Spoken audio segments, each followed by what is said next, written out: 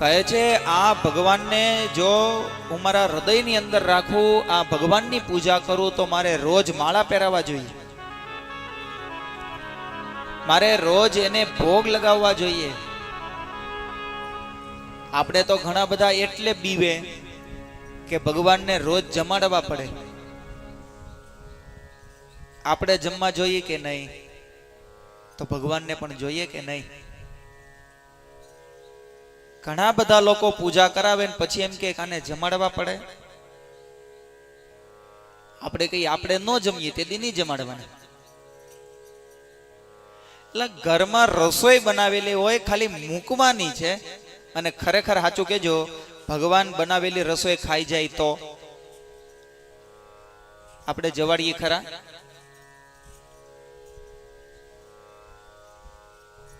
ભગવાન કહે કે હું બધી જગ્યાએ આવીને રસોઈ જમતો નથી, પણ તમને ભગવાનને જમાડવાની જો બહુ ઈચ્છા થાય, તમારા સાસુ સસરાને 2 ગરમ થાળી બનાવીને જમાડી દેવી.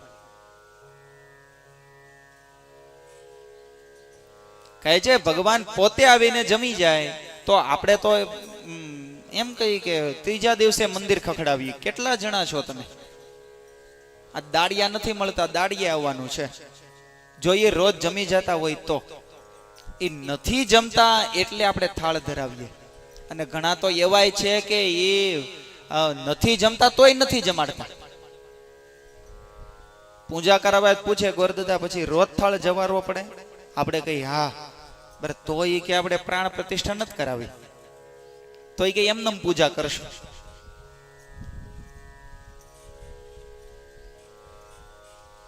કહે છે આને વસ્તુથી મતલબ નથી, આને તમારા પ્રેમથી મતલબ છે.